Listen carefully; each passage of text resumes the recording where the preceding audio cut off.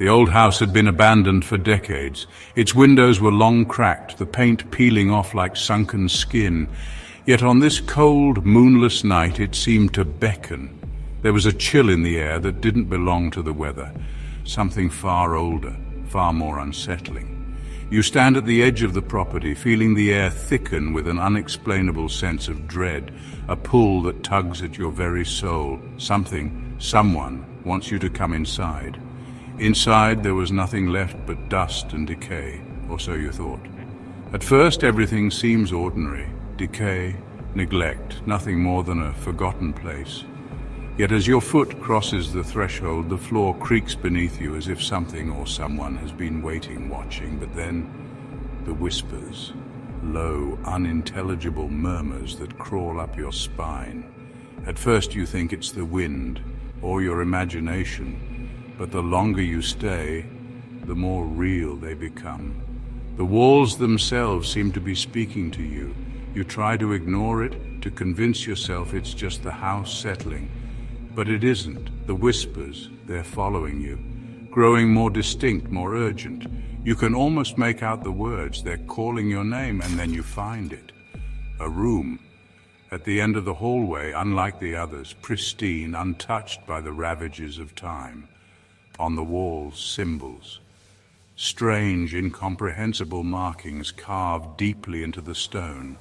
The blood, still fresh, still wet around the edges, as though someone had just finished.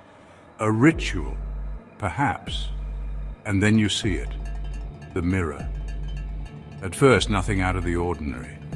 But as you step closer, something isn't right. Your reflection, it's wrong. The figure behind you, its eyes hollow, black, empty, its mouth stretched into a grin that sends a chill down your spine. It doesn't blink, it doesn't move, but you feel it, watching you, waiting. It doesn't move, doesn't speak, but you feel it. A presence, a darkness you can't escape. You turn, your heart stops. The hallway is empty, the air grows still, as though nothing ever happened. You're alone. Or are you? The house, it knows you're here, and it's waiting for you to stay. The house on Blackwood Lane was not a place for the faint of heart. It stood as a grim testament to the passage of time and the weight of forgotten nightmares.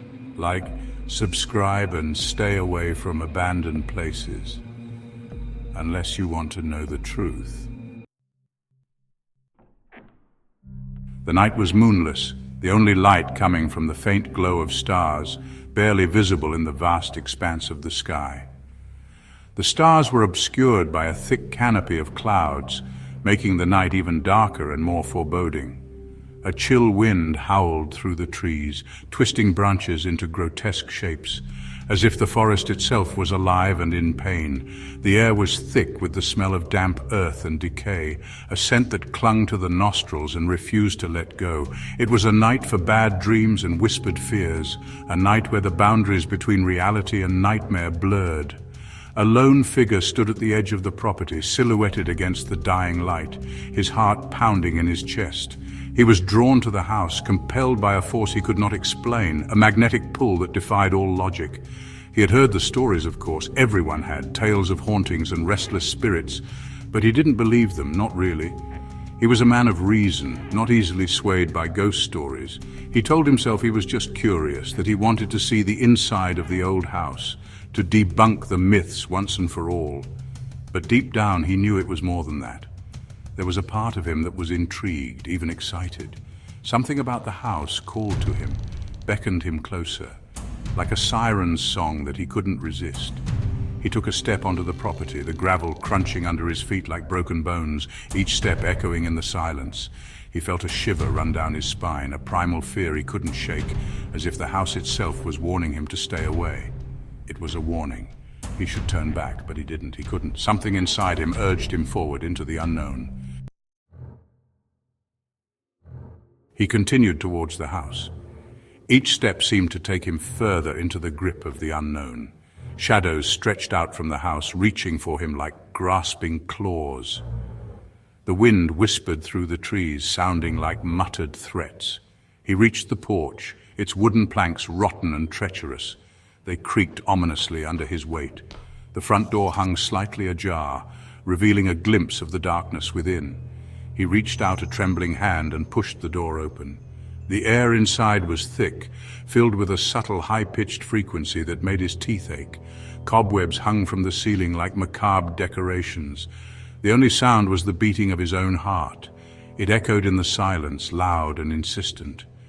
He stepped inside, crossing the threshold into the unknown. The music was characterized by dissonant string instruments that screeched in short, sharp bursts, as if something was trying to break through. There were faint, echoing footfalls in the background, growing louder and more frantic. Someone or something was chasing him. The sound of jagged, broken glass or a door slowly being forced open added a sharpness to the atmosphere, inducing an overwhelming sense of terror. The entrance hall was shrouded in darkness, an oppressive gloom that seemed to swallow all light. He fumbled for a light switch, his fingers brushing against something cold and slick, sending a shiver up his spine. He recoiled instinctively, his heart pounding in his chest, the fear gripping him like a vice. He had no desire to discover what might have left that residue.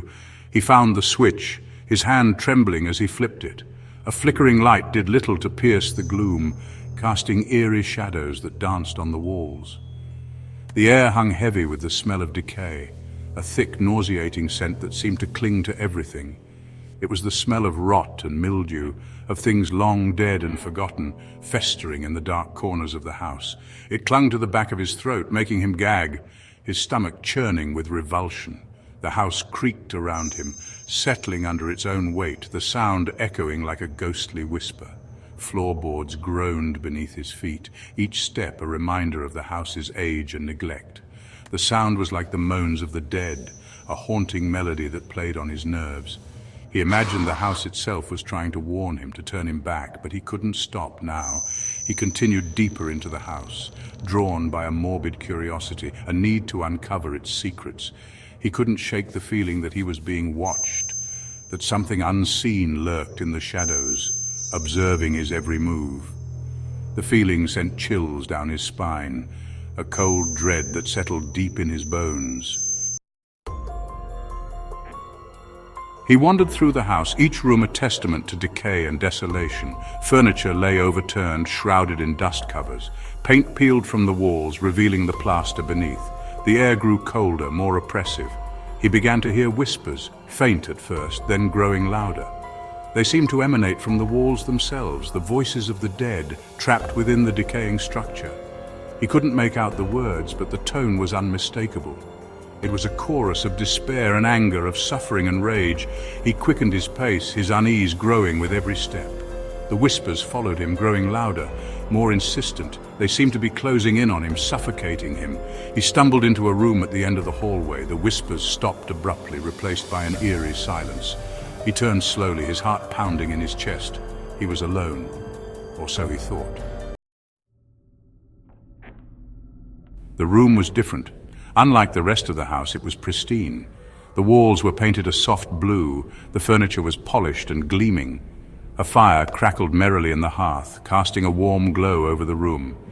It was a stark contrast to the rest of the decaying mansion. He stepped inside, drawn by an unseen force. The air in the room was different too. It was clean, fresh, almost sweet. It was as if the room itself were holding its breath, waiting for something to happen. He noticed strange symbols etched into the walls. They were intricate and disturbing, unlike anything he had ever seen before. They seemed to writhe and pulsate in the flickering firelight. His gaze fell upon a large, ornate mirror hanging above the fireplace. It was a beautiful piece, its frame crafted from silver and bone. He found himself drawn to it, compelled to look closer. A fragment of a melody, soft and childlike, played briefly before being immediately shattered, leaving only harsh, chaotic strings to replace it. The music twisted and warped with each passing second, as if reality itself was crumbling. Frantic, dissonant chords pulsed rapidly, and high-pitched notes like shards of glass cut through the soundscape.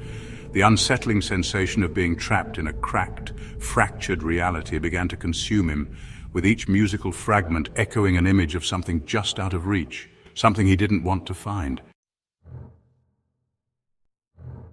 A distant scream, agonizing and inhuman, begins to reverberate in the distance. The sound of it distorts and decays, turning into an unintelligible wail that grows louder. It merges with the pulsing rhythm of distorted drums. The beat is erratic, pounding like a heartbeat out of control. Sharp, screeching strings slice through the air. The sound of chains dragging along the floor increases in tempo. Low growls follow until the atmosphere becomes one of overwhelming dread and imminent danger. He tried to tear his gaze away from the mirror, but he couldn't. Something about it held him captive. The figure staring back at him was no longer alone. The music begins with a high, unnatural hum, as if the very air has turned sinister.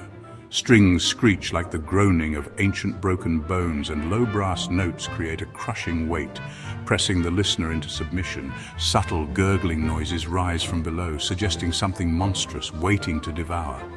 A choir of hollow voices begins to sing, but their words are incomprehensible, twisted and garbled, a hymn to something that should never be named.